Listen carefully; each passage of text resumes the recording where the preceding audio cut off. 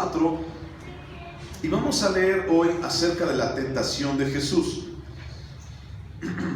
Vamos a leer de la tentación de Jesús. Y entonces dice, capítulo 4, versículo 1, Lucas 4:1, dice: Jesús, lleno del Espíritu Santo, volvió del Jordán y fue llevado por el Espíritu al desierto por 40 días, y era tentado por el diablo, y no comió nada en aquellos días, pasados los cuales tuvo hambre. ¿Ok? Esta es la palabra que hoy vamos a estudiar. Vamos a estudiar cómo es que Jesús venció la tentación y cómo es que Jesús también nos da hoy una respuesta a nuestras vidas cuando tú y yo estamos luchando y estamos batallando también por las cosas que están pasando a nuestro alrededor. Y vamos a orar para que Dios abra nuestro corazón. Señor, una vez más, Señor, nos acercamos a ti, pidiendo, Señor, de tu amor, de tu misericordia, y acercándonos delante de tu presencia, Señor, para decirte, Padre Santo, que nos ayudes, Dios, a entender de tu palabra, Señor, a saber lo grandioso que eres, Dios, pero también, Señor, a poner en práctica tu palabra, Señor, porque es en ella, Señor, es en ti, Padre Santo, en quien hoy, Señor, queremos descansar. Te bendecimos, Padre, y te alabamos en el nombre de Cristo Jesús. Amén. Muy bien, la tentación de Jesús. Este es un pasaje muy famoso, pero antes de entrar a este pasaje famoso, quiero recordar poquito lo que es el bautismo de Jesús. Entonces, si tú te vas allá atrás, en Lucas capítulo 3, versículo 21, habla acerca del bautismo de Cristo y dice: aconteció que cuando todo el pueblo se bautizaba, también Jesús fue bautizado, y orando el cielo se abrió, y descendió el Espíritu Santo sobre él en forma corporal como paloma, y vino una voz del cielo que decía: tú eres mi Hijo amado, en ti tengo complacencia. Ya estudiamos esto hace 15 días. Y platicamos acerca de que Jesús tenía que cumplir la ley, Jesús tenía que cumplir lo que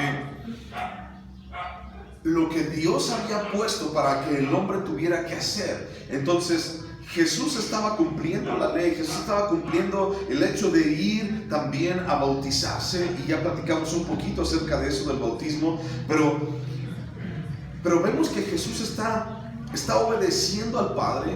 Él pudo haber dicho: no, es que yo también soy Dios, no, yo también tengo decisión, la gente se tiene que inclinar a mí, yo no me tengo que ir con ellos, ¿no? Y entonces Jesús obedeció y dijo: ¿sabes qué? Vamos a obedecer. Y dijo a Juan: nos conviene que sea de esta forma, nos conviene que sea de esta manera, tenemos que obedecer a Dios. Y entonces es bautizado. Y si tú recuerdas, el bautismo es inmersión completa en agua, y entonces se regresa del agua la persona. Entonces Jesús es bautizado por Juan el Bautista, y entonces dice que el Espíritu Santo descendió de él en forma corporal como paloma, y luego vino una voz del cielo que decía: tú eres mi Hijo amado, en quien tengo complacencia.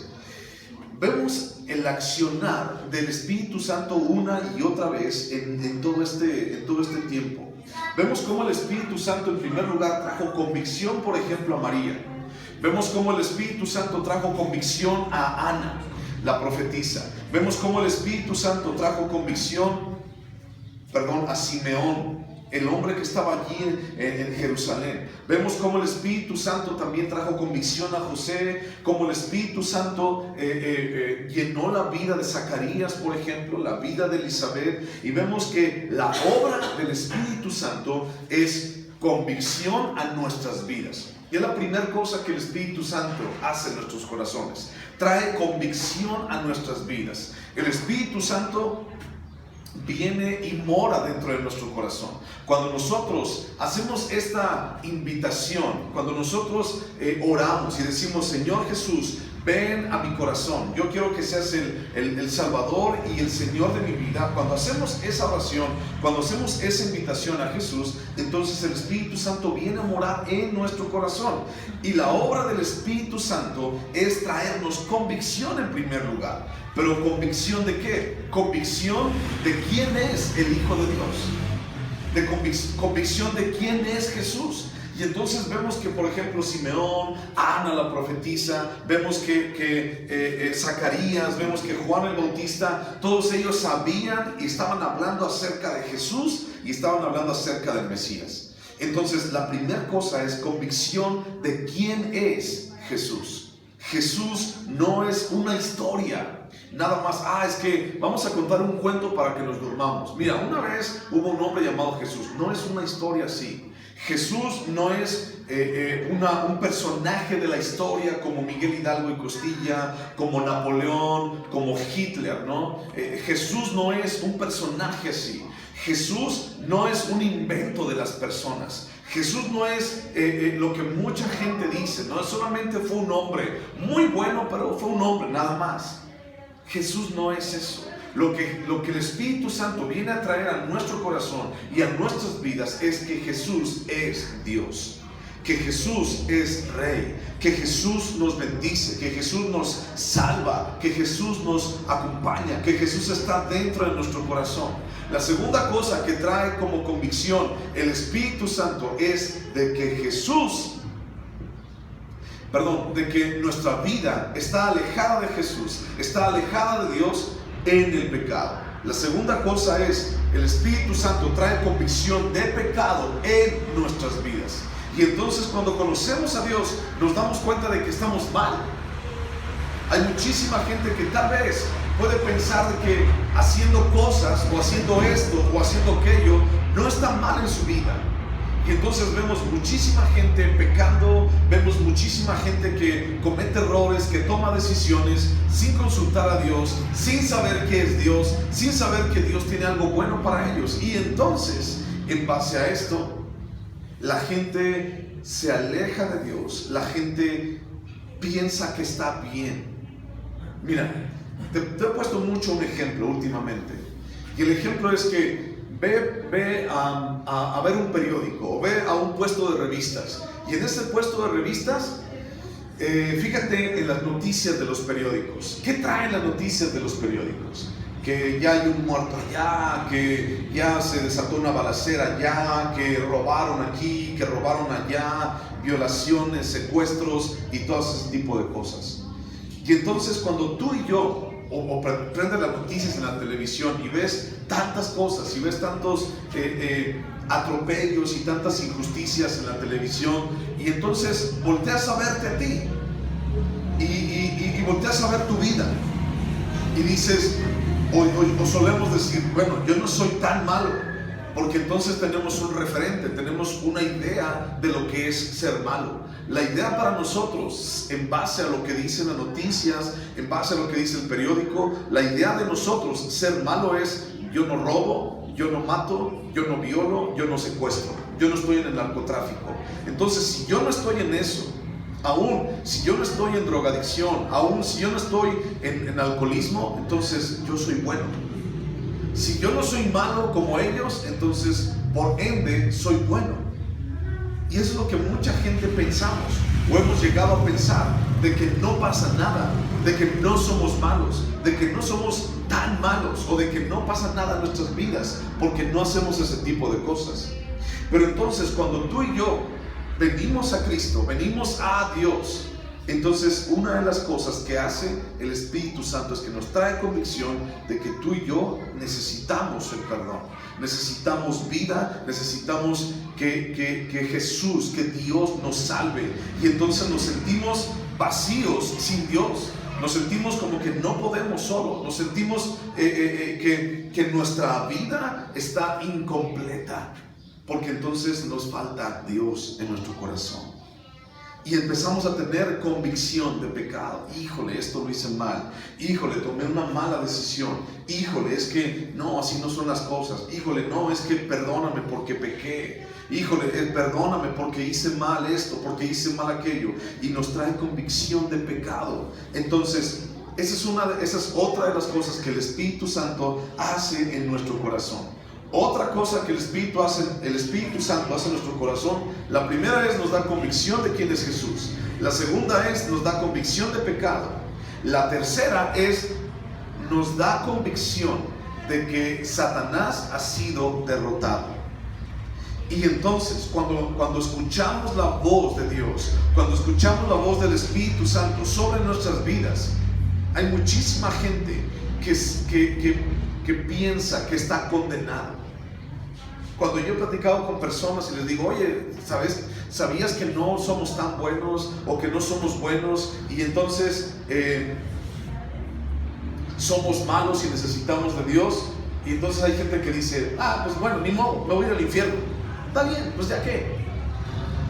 No es así, hermano. Las cosas no son así. El infierno no es así.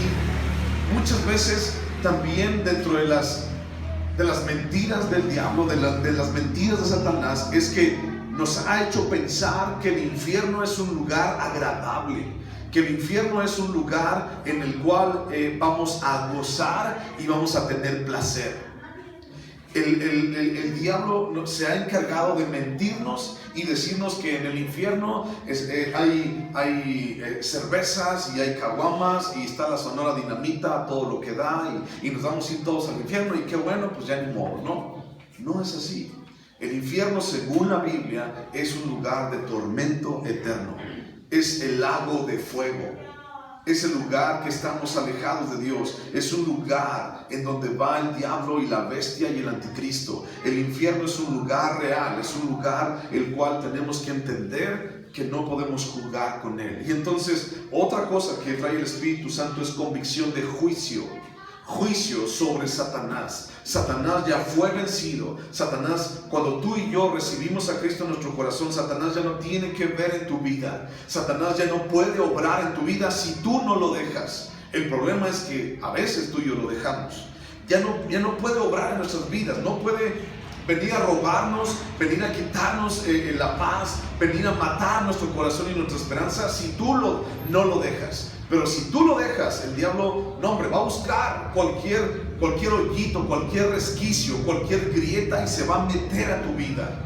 Es por eso que tenemos que estar bien a las vivas, porque nuestra vida está cada día expuesta a que Satanás nos destruya y Satanás nos venga y nos robe lo poquito o lo mucho que tenemos. La bendición que tenemos en Dios, que esa es enorme, es grandiosa.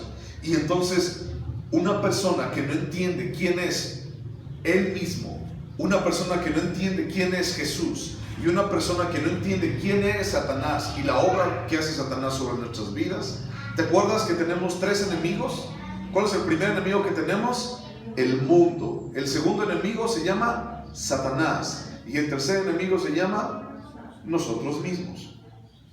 Entonces, si no entendemos quién es Jesús, quiénes somos nosotros, y no entendemos quién es Satanás y su obra sobre la humanidad, entonces la gente estamos viviendo, pues ya no puedo decir como Dios le da a entender, sino como cada quien quiere vivir.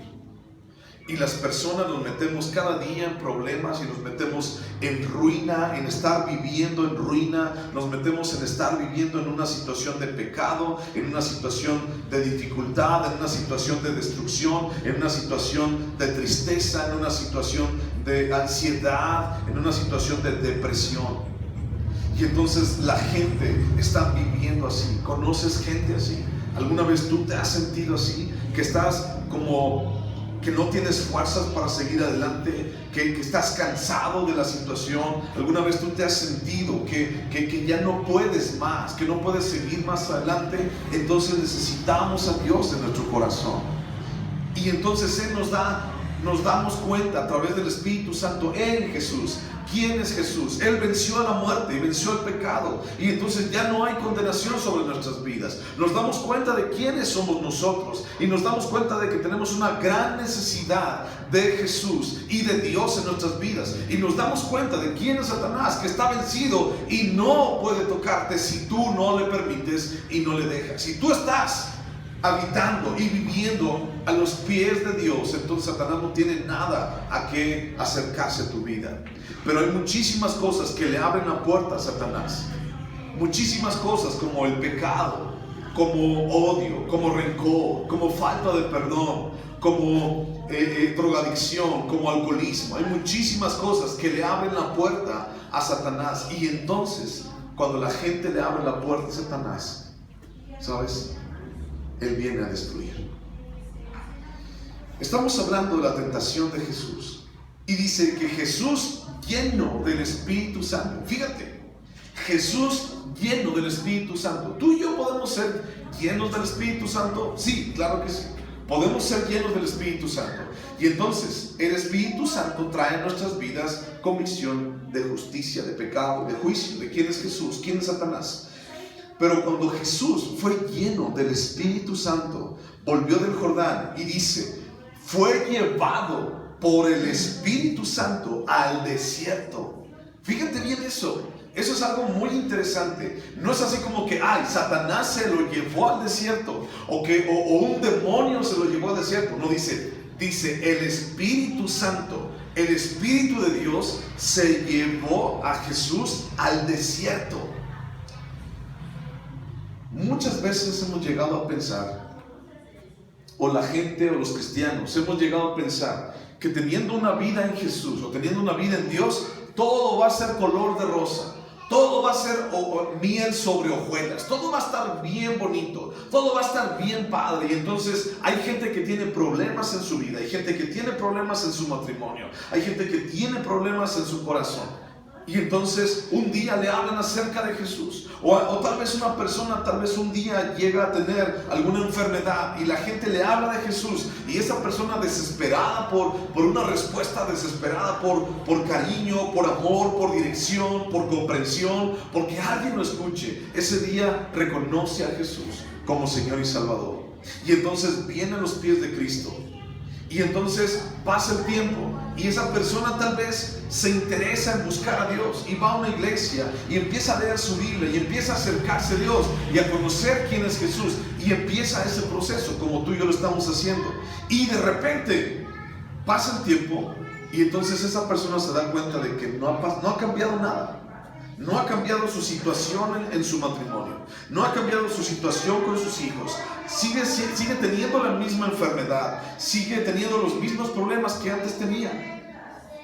Y entonces muchísima gente, ¿sabes qué hace? Se desanima. Muchísima gente deja a Dios. Muchísima gente se aparta del camino. Muchísima gente dice, ¿sabes qué? Ya no quiero caminar. Está muy bonito lo que dices, está muy padre de lo que se trata. Sí, nos habla de Jesús, sí, nos habla de Dios, sí aprendemos, sí tenemos conocimiento, pero ¿sabes qué? Yo sigo igual. ¿Sabes qué? No ha cambiado nada en mi vida. Y déjame decirte algo. Esa es una mentira que mucha gente hemos utilizado para compartir del Evangelio. Ven a Jesús y se van a resolver todos tus problemas. Tenemos que tener muchísimo cuidado al decir eso. No podemos decirlo porque no estamos seguros de que Jesús o que Dios le vaya a resolver todos sus problemas a la persona. Puede que sí, es probable, sí. Dios nos ayuda y Dios quita en muchas ocasiones. Dios ha hecho milagros y Dios ha dado sanidad a mucha gente. Dios ha restaurado los corazones, Dios ha restaurado matrimonios, Dios ha levantado a personas en drogadicción y en alcohol y les ha dado una vida nueva, sí. Pero ¿qué pasa si no fuera de esa manera? Muchas veces los cristianos, y he visto de verdad, cristianos que piensan que cuando conocemos a Jesús, Jesús o Dios nos va a llevar a Disneylandia, nos va a llevar a dar una vuelta a lo más bonito, nos va a llevar, conoce a Jesús, recibe a Jesús en tu corazón y entonces te vamos a llevar a unas vacaciones a Cancún, a la playa, por ejemplo. Hay mucha gente que piensa eso. Ven, conoce a Jesús y todos tus problemas se van a resolver. Pero ¿qué te diría? ¿Qué pensarías si te dijera que conoce a Jesús y entonces Él te va a llevar a un desierto? Conoce a Dios y en el momento que conozcas a Dios, inmediatamente te llevará a un desierto.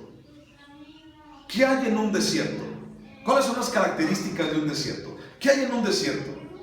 Nada. ¿En un desierto hay agua? No. ¿En un desierto hay que comer?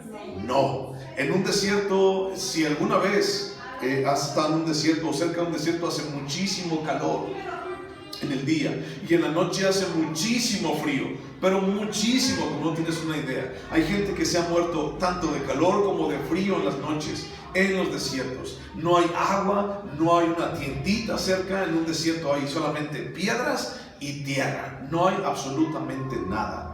Y por si fuera poco, también hay animales ponzoñosos, hay víboras, hay alacranes, hay arañas. Híjole, hay muchísimas cosas que tenemos que cuidarnos en un desierto. ¿Te gustaría irte a vivir a un desierto? De verdad, dime. Pues no, ¿a quién le gustaría? No nos gustaría. Pero imagínate, Jesús se bautizó e inmediatamente después de ser bautizado pasó algo. Y entonces escuchó una voz en el cielo, y esa voz en el cielo dijo: tú eres mi hijo amado, en ti tengo complacencia. Tú eres mi hijo amado y en ti tengo complacencia. Cuando nosotros hacemos la voluntad de Dios, cuando nosotros, así como Jesús hizo la voluntad del Padre y se bautizó y cumplió la ley, así como tal vez un día nosotros decidimos hacer la voluntad de Dios, imagínate que Dios, pudieras escuchar la voz de Dios.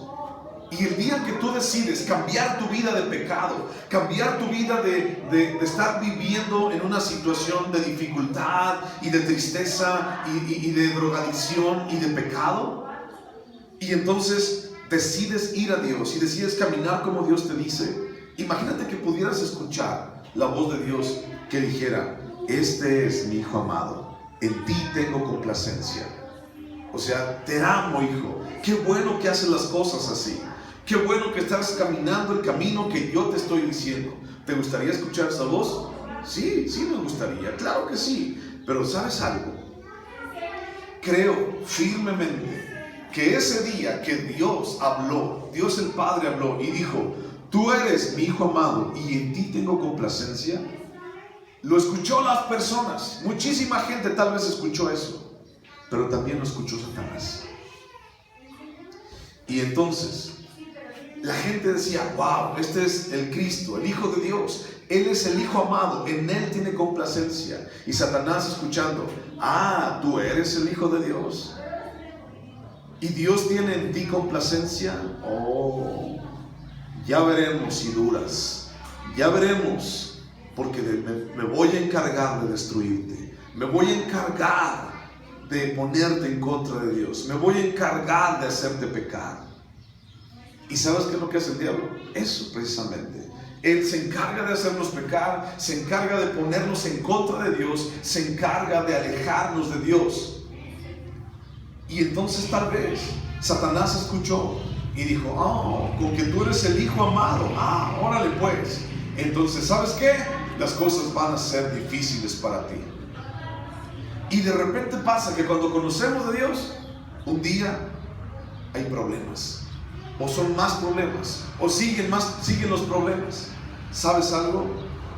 Cuando tú quieres hacer las cosas conforme Dios te dice que las hagas y tú obedeces a Dios, estamos en una batalla. Y Satanás va a querer destruirte como no tienes una idea. Ah, tú eres hijo de Dios. Ah, tú vas a la iglesia. Ah, tú quieres hacerle caso a Dios. Tú quieres ser obediente a Dios. No, ok, vas a ver lo que voy a hacer contigo. Te voy a destruir, te voy a matar, voy a quitarte todo lo que tienes, voy a quitarte tu esperanza, voy a quitarte la bendición, voy a destruir tu vida. Esa es la obra de Satanás.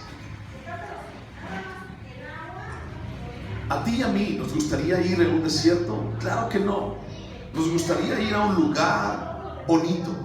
Nos gustaría caminar por un camino apacible, por un camino de paz. ¿Qué no es eso lo que buscamos todos? Paz, tranquilidad. Entonces imagínate que te dijera: ¿sabes qué, mi hermano? Vas a recibir a Cristo, pero inmediatamente vas a ir a un desierto. No, pues yo no quiero. No, pues no, vete con Cristo a otra parte, ¿no? Pero a veces pasa eso. A veces pasan desiertos en nuestras vidas. ¿Y por cuánto tiempo Jesús estuvo en el desierto? Dice, versículo 2, por 40 días estuvo en el desierto. 40 días. Y entonces ayunó 40 días y 40 noches. 40 días. ¿Sabes qué significa el número 40 en la Biblia? El número 40 en la Biblia significa un periodo de prueba del cual después de que salgamos de esa prueba, entonces vendrá bendición y vendrá la voluntad y vendrá el propósito de Dios sobre nuestras vidas. Cuando nosotros hacemos la voluntad de Dios, no quisiéramos que nos fuera mal, pero ¿qué pasa si te va mal? ¿Qué pasa si Dios inmediatamente te lleva a un desierto espiritual? ¿Qué pasaría si Dios te escoge? Si Dios dice que tú eres mi hijo amado, e inmediatamente te pasa por una prueba bien difícil. Algunos de ustedes tal vez lo conocen, otros no. Hay un hombre en Guanajuato, en Calvary Chapel, Guanajuato. Este hombre se llama David. Y el año pasado a David le dejaron, es un chavo, tiene 30 y tantos años. Es un chavo, y entonces le dejaron la iglesia de Guanajuato a su cargo. Y le dijeron, ¿sabes qué? Te vas a encargar de la iglesia, una iglesia muy bonita, bastante gente. Y entonces le dijeron, te vas a encargar de la iglesia, tú y tu esposa. Y entonces dijo, sí, él y su esposa dijeron, sí, adelante. Es algo que hemos estado esperando, es algo que queremos, es algo que anhelamos. Y entonces, inmediatamente después de que les dieron la noticia de que se iban a quedar como encargados, como pastor y su esposa también allí en la iglesia, inmediatamente después les dan la noticia de que su esposa tuvo cáncer. Y no duró muchos meses. Duró 6, 7 meses con el cáncer y murió en diciembre. El año pasado.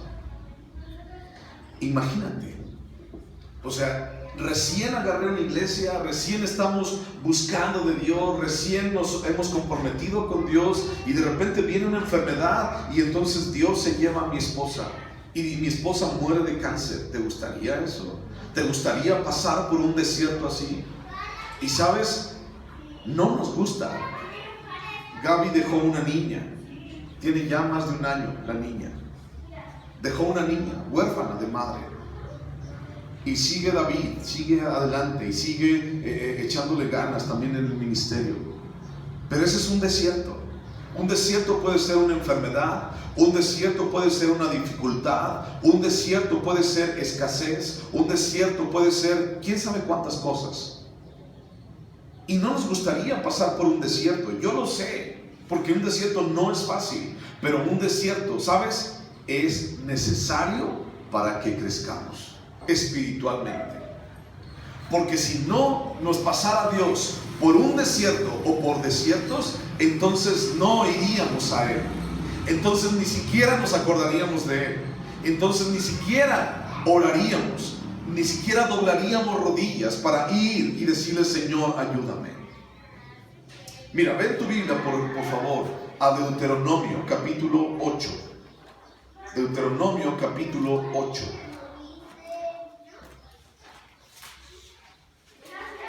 No le pierdas allí a Lucas. Deuteronomio capítulo 8.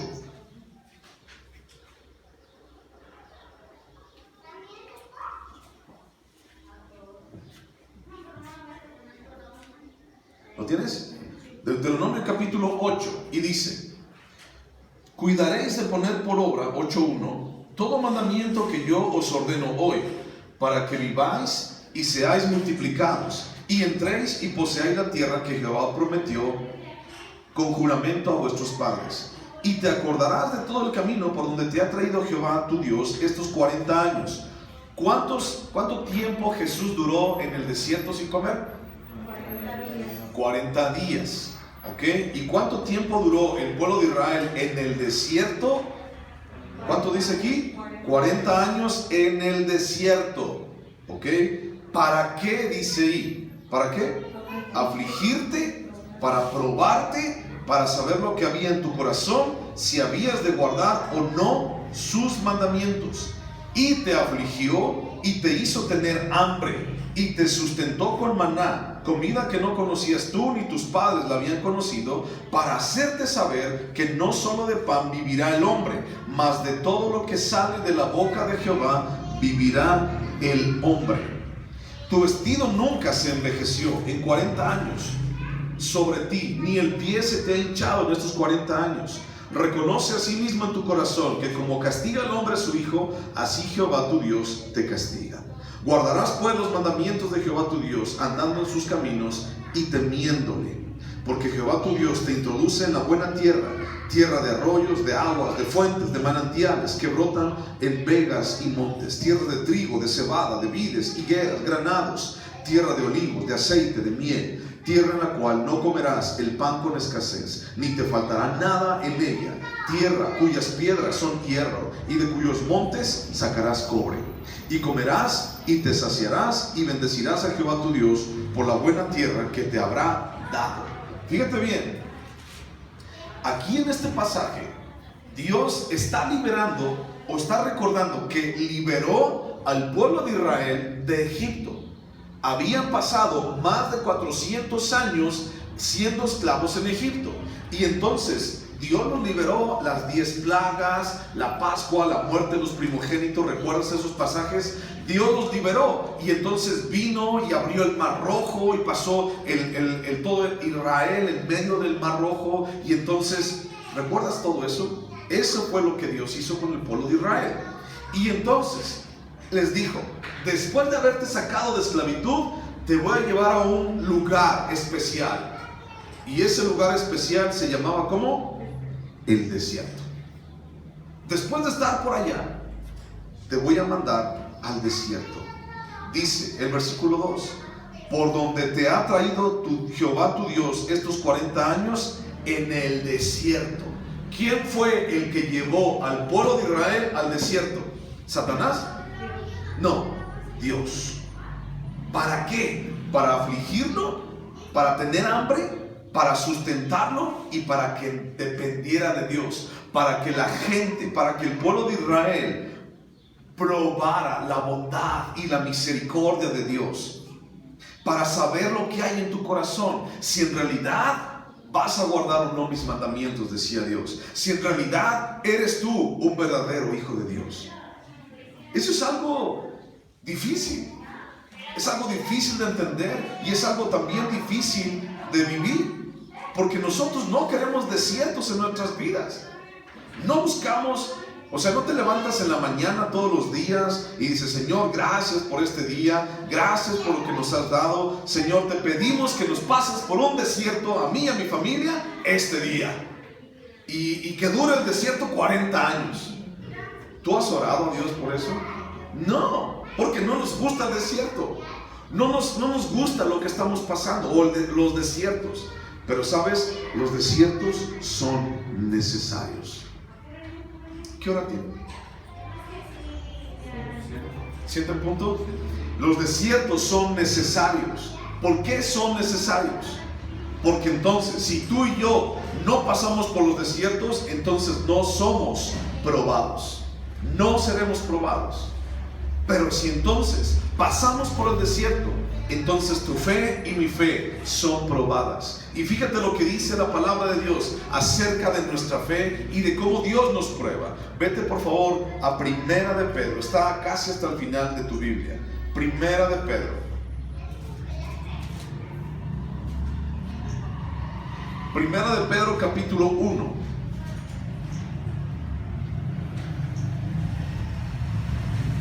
Primera de Pedro 1:6.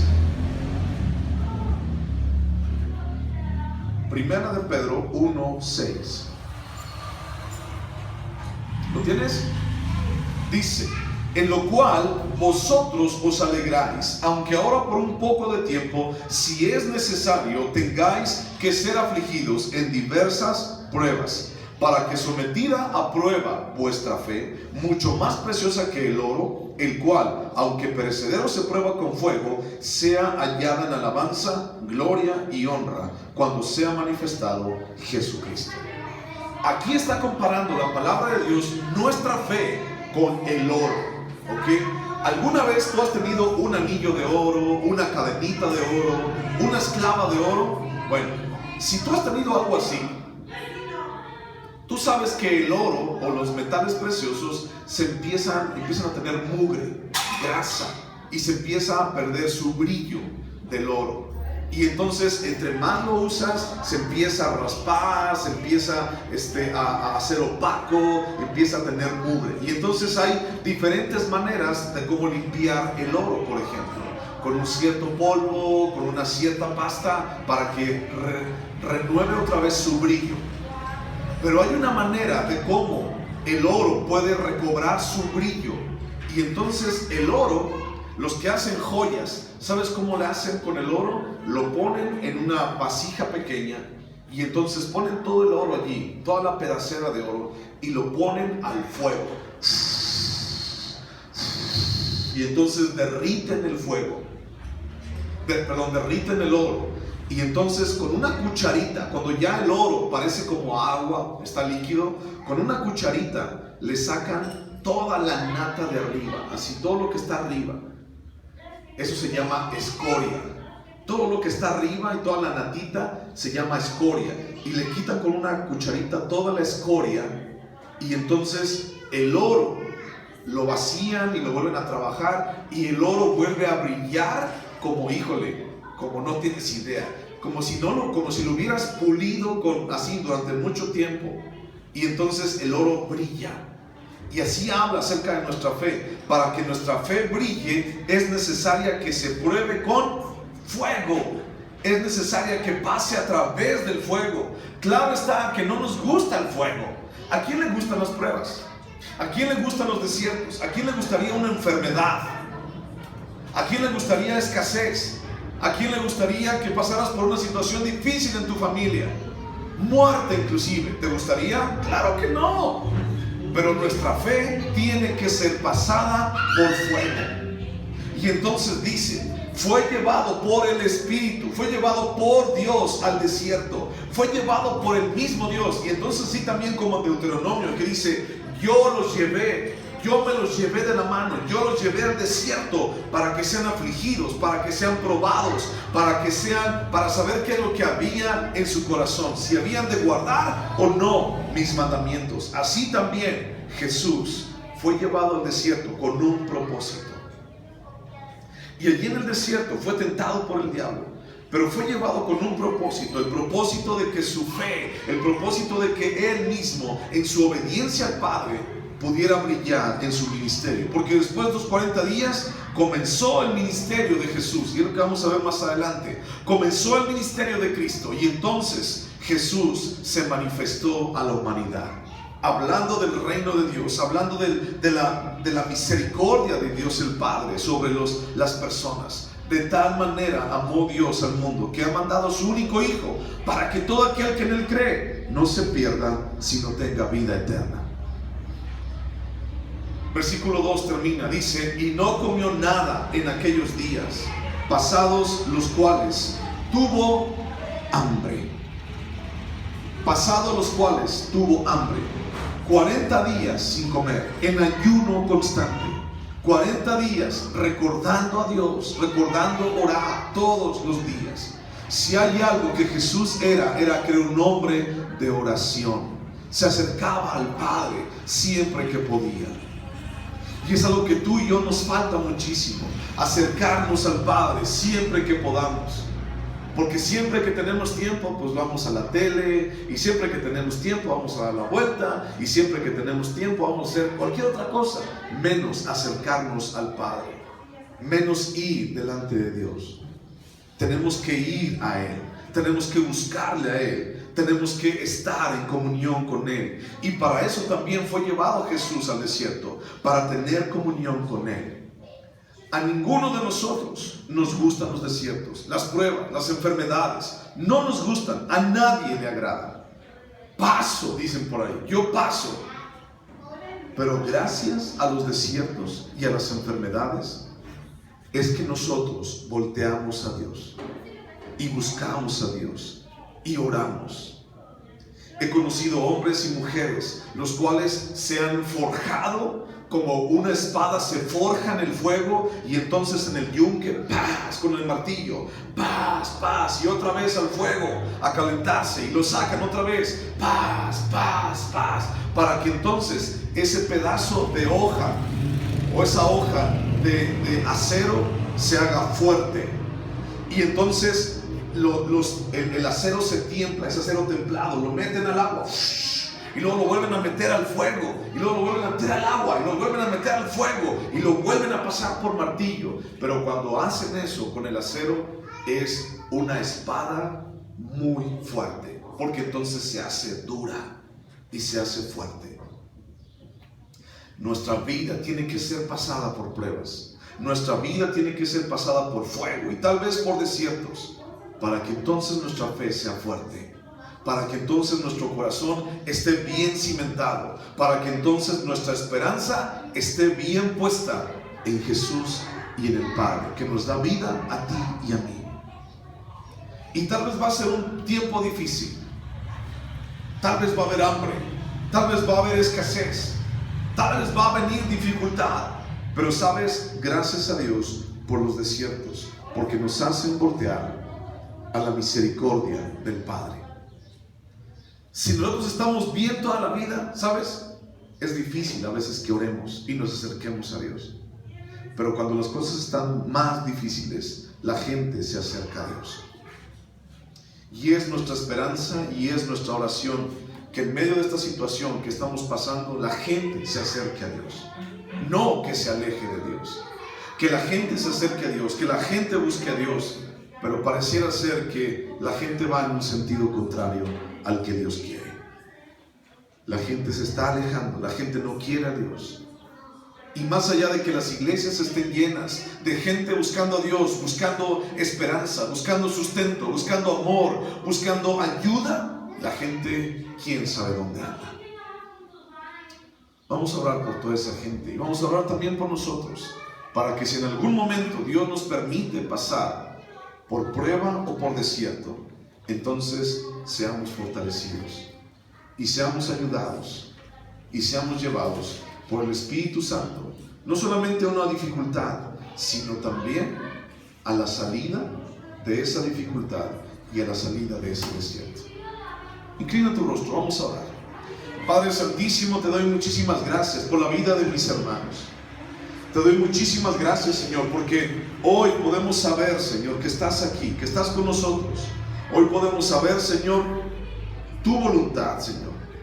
Y la verdad, Señor, es que los desiertos no son agradables, Dios.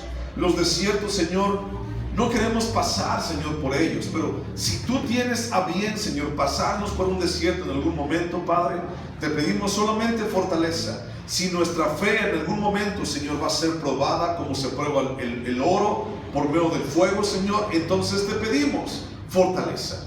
Te pedimos ayuda, Señor, porque nosotros somos débiles, porque nosotros, Señor, podemos claudicar, podemos arrepentirnos, Dios. Pero si en ese desierto, Padre, podemos verte a ti, entonces para nosotros es suficiente. Señor, no nos dejes nunca. Señor, que estés con nosotros siempre. Te lo pedimos en el nombre de Cristo Jesús. Amén.